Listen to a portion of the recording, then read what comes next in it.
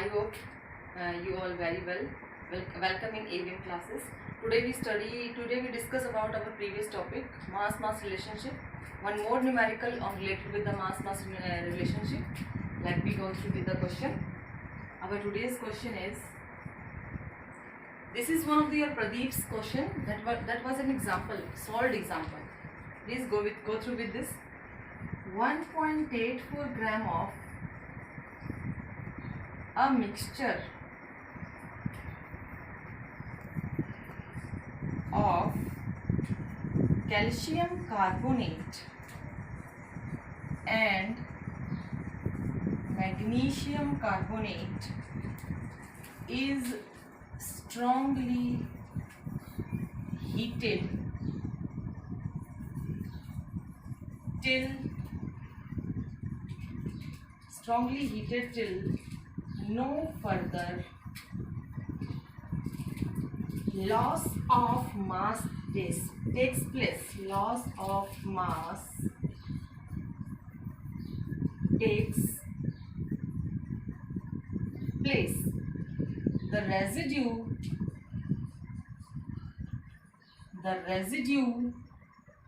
weighs 0.96 gram. Calculate the percentage composition of the mixture.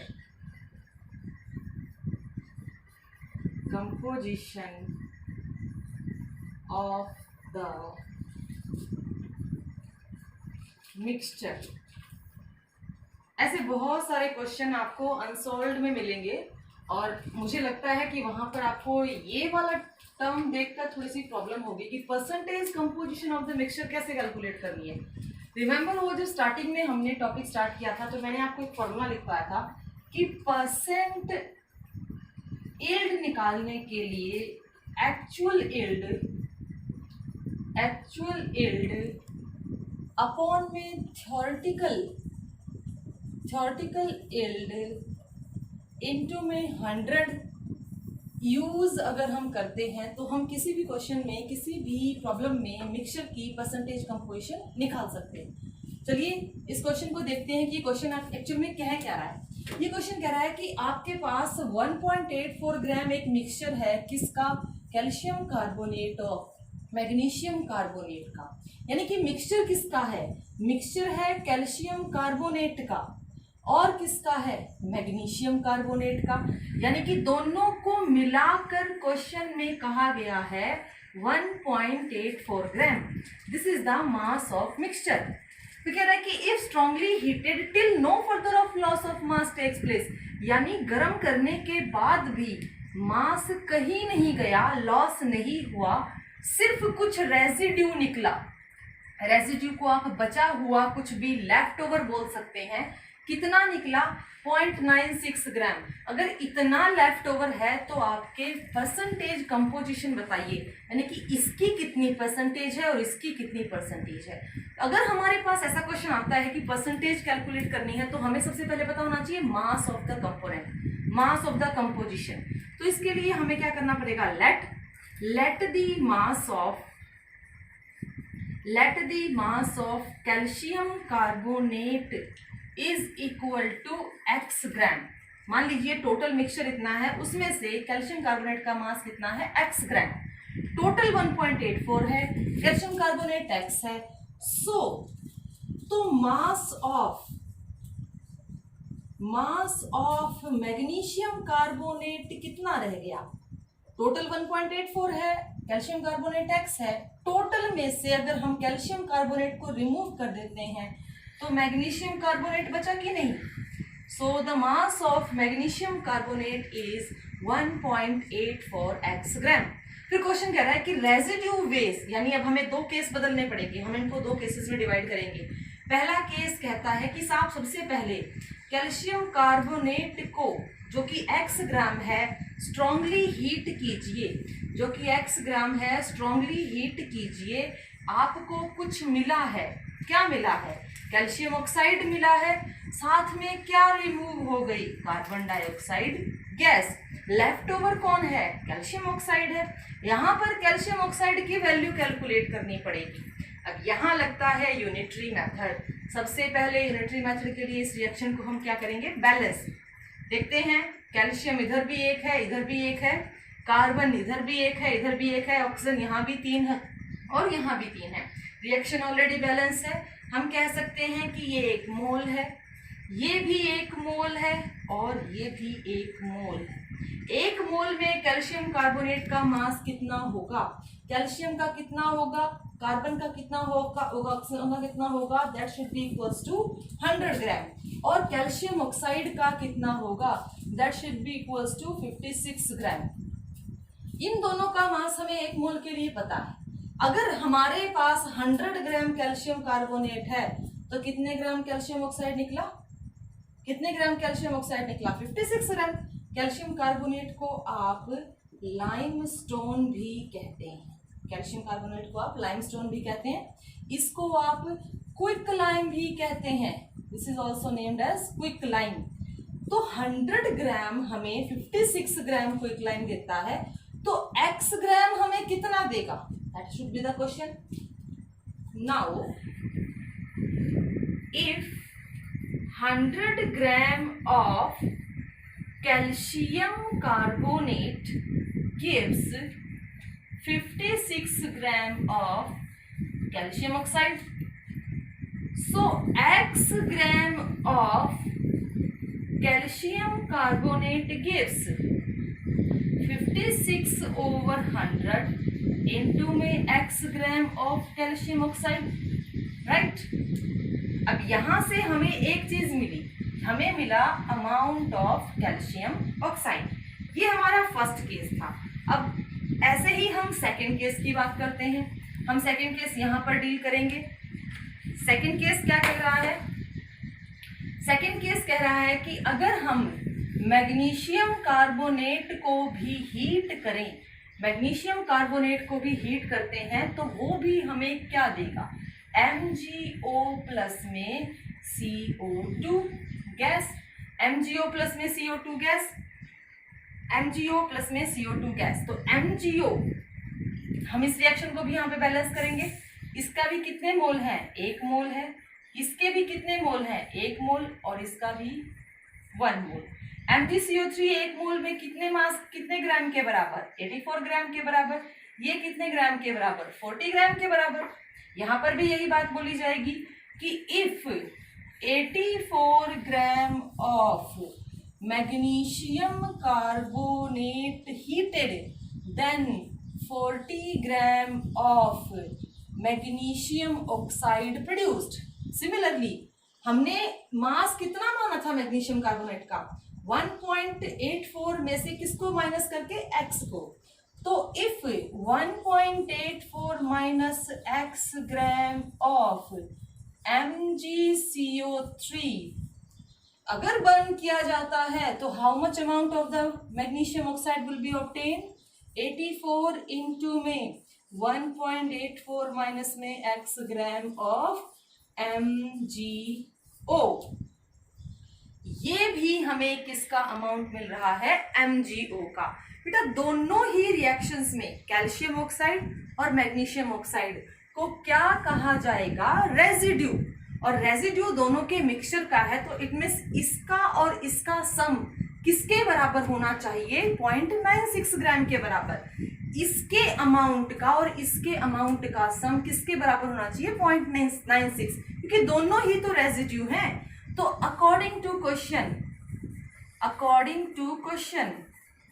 Question क्या कह रहा है? क्वेश्चन यही तो कह रहा है कि रेजिड्यू जो है वो इनका 0.96 ग्राम है।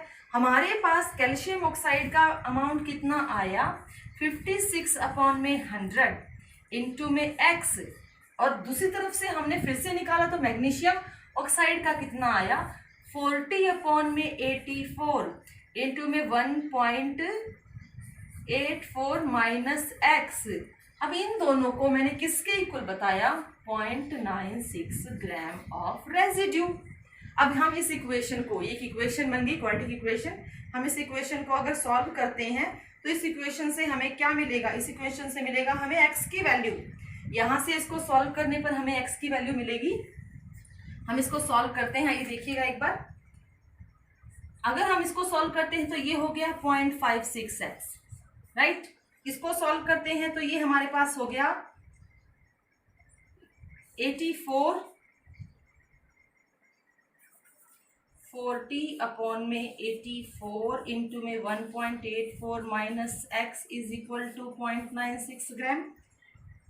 यहां से हम इसको यहां पर सॉल्व करते हुए लेके आते हैं तो that should be equals to 7.04 x is equal to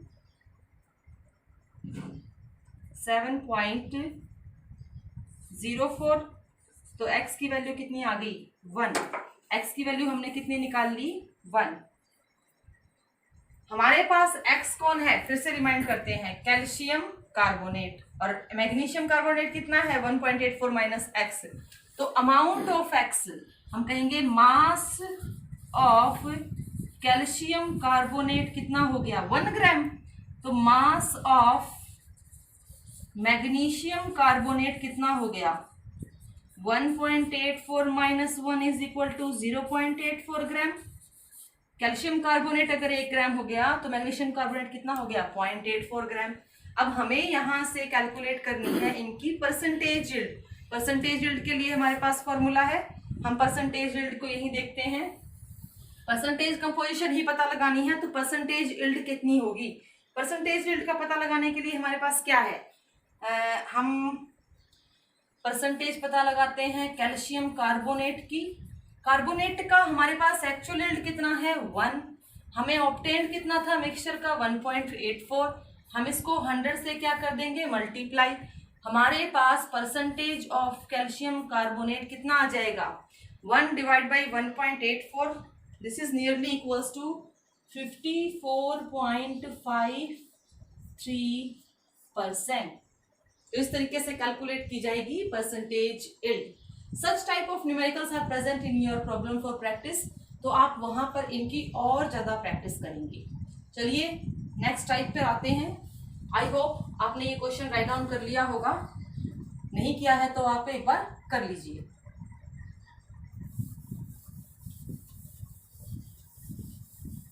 हमारा नेक्स्ट जो स्टेप है वो है अब मास वॉल्यूम रिलेशनशिप के लिए। जैसे हमने इसमें मास मास रिलेशनशिप की बात की थी, अब हम बात करने जा रहे हैं मास वॉल्यूम रिलेशनशिप के लिए। पहले भी डिस्कस किया है, पहले भी मैं आपको बता चुकी हूँ कि अगर हमें किसी क्वेश्चन का मास वॉल्यूम रिलेशन जानना है तो हमें एसटीपी पर किसी भी गैस की वॉल्यूम का पता होना चाहिए। Our next method to express that is mass volume relationship. Mass volume relationship. अब इस पे बेस्ड न्यूमेरिकल्स करते हैं। इसके लिए हम एक आपकी बुक का ही न्यूमेरिकल ले रहे हैं, प्रदीप का ही सॉल्व न्यूमेरिकल। क्या कह रहा है, पहला question, what volume of carbon dioxide measured, what volume of carbon dioxide measured at 27 degrees Celsius and 746.7 mm of Hg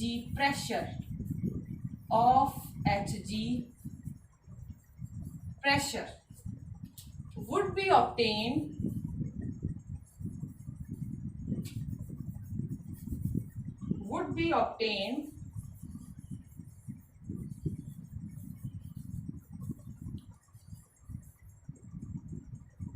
by treating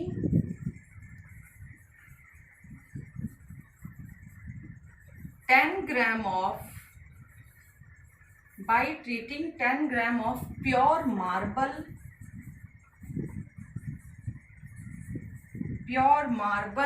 with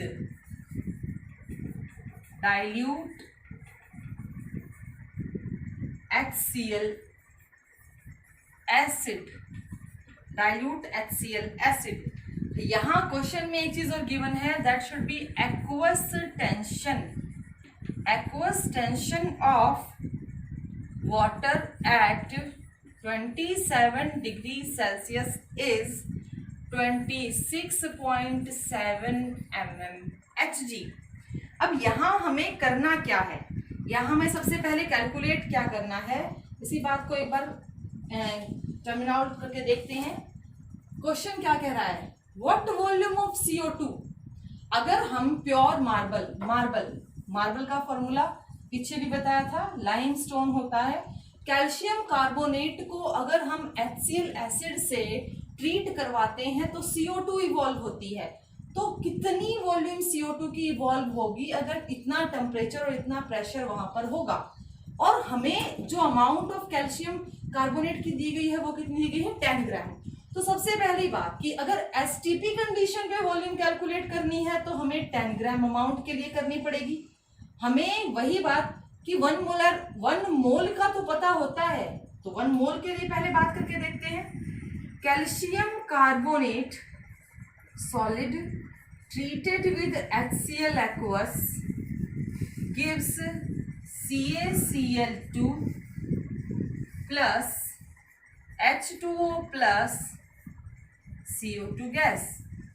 अब रिएक्शन को एक बार बैलेंस करके देखेंगे। रिएक्शन हमने बैलेंस की, 2 मोल HCl के, 1 मोल कैल्शियम कार्बोनेट का, 2 मोल HCl के, 1 मोल कैल्शियम क्लोराइड का, 1 मोल वाटर का और 1 मोल कार्बन डाइऑक्साइड का इवॉल्व होता है। 1 मोल कैल्शियम कार्बोनेट का अमाउंट है 100 ग्राम और 2 मोल HCl का अमाउंट है 73 ग्राम। 1 मोल कैल्शियम क्लोराइड का अमाउंट है 111 ग्राम। 1 मोल वाटर का अमाउंट है 18 ग्राम। 1 मोल CO2 का अमाउंट है 44 ग्राम। तो क्वेश्चन क्या कह रहा है, व्हाट वॉल्यूम के टर्म में बात कर रहा है, हमें तो मास लिख दिया। तो what volume of CO2 at for 1 mole. हमने STP पर इसकी वॉल्यूम इतनी ही मेजर की थी और STP पे कहता है कि अगर कोई गैस है तो उसकी वॉल्यूम कितनी होगी, 22.4 लीटर। अगर हम इसको सेंटीमीटर क्यूबिक में करते हैं तो ये कितनी हो जाती है, सेंटीमीटर क्यूबिक, और आप इसको ml में भी लिख सकते हो। अब 100 ग्राम पर आपको वॉल्यूम पता है, आप पहले क्या कैलकुलेट करेंगे, 10 ग्राम के लिए पता करेंगे, फिर आप STP पर इसके लिए नई वॉल्यूम निकालेंगे। इसको भी 2 केसेस में डिवाइड करते हैं।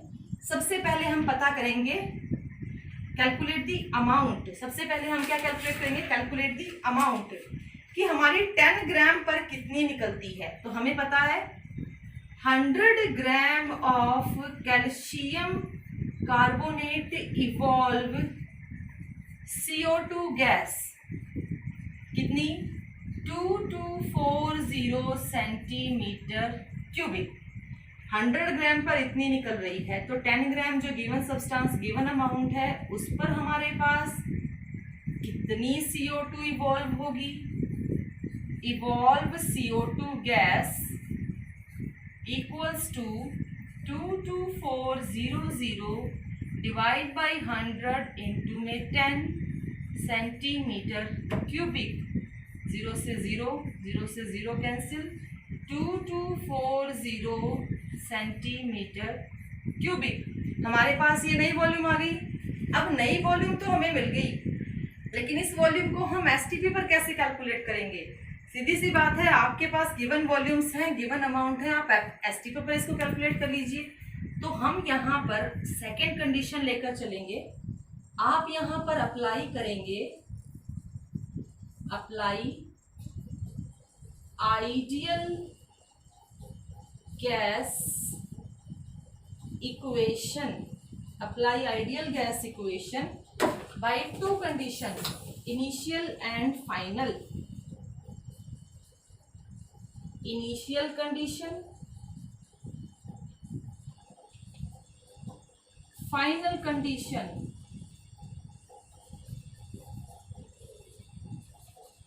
इनिशियल कंडीशन पे हम अप्लाई करते हैं P1 V1 T1। So initial condition को हम बोलेंगे V1। अभी अभी हमने जो कैलकुलेट करी है हमारे लिए इनिशियल कंडीशन है 2240 सेंटीमीटर क्यूबिक। इनिशियल कंडीशन पे हम लिखेंगे P1। P1 होती है जो हमारे पास गिवन हो STP पर 760 mm। T1 जो STP पर गिवन है 273 केल्विन। फाइनल कंडीशंस की बात करें तो V2 we have to calculate. P2 हमें गिवन है 746.7। लेकिन एक बात याद रखिएगा, एक्वस टेंशन साथ में दे रखी है। अगर हमें किसी ड्राई गैस का प्रेशर लेना हो, ड्राई गैस का प्रेशर कैलकुलेट करना हो, तो हमें गिवन प्रेशर में से एक्वस टेंशन को माइनस करना होता है। ड्राई गैस के प्रेशर के लिए गिवन प्रेशर में से एक्वस टेंशन को माइनस करना होता है। हमारे पास गिवन प्रेशर कितना है 746.7। हम इसमें से किसको माइनस करेंगे, एक्वस टेंशन को 26.7 mm। हम इसको यहाँ से रिमूव करते हैं। रिमूव करने के बाद हमारे पास जो है वो वैल्यू आती है that should B 720 mm। T2 कितना हो गया, T2 गिवन है 27 डिग्री। हम इसको केल्विन में कन्वर्ट कर लेंगे, that should be equals to 300 kelvin. Apply करेंगे, यहां पर आ जाइएगा, इधर देखिएगा, P1 V1 over T1 equals to P2 V2 over T2। Values given है आपको, सारी वैल्यूज आप यहाँ पर रखिए और यहाँ पर वैल्यूज पुट कीजिए। P1 कितना है 760, V1 कितना है 240, T1 कितना है 273, P2 कितना है 720, V2 आपको कैलकुलेट करना है और T2 कितना है 300। इस सारे को हम सॉल्व करेंगे। इस सारे को सॉल्व करने के बाद हमारे पास जो V2 की वैल्यू आती है, V2 की वैल्यू हमारे पास आएगी 2598.3 सेंटीमीटर क्यूबिक। अब ये हमने निकाल ली final volume. Final volume calculate करने के लिए ही तो आपको बोला गया था कि कैलकुलेट द अमाउंट और what the volume of the CO2 measured. This one is your answer. I hope आपको समझ में आ गया होगा। ऐसे बहुत सारे क्वेश्चन आपको मिलेंगे। प्लीज आप आइडियल गैस इक्वेशन को रिमेम्बराइज करते हुए इस तरीके के क्वेश्चंस को सॉल्व कीजिएगा।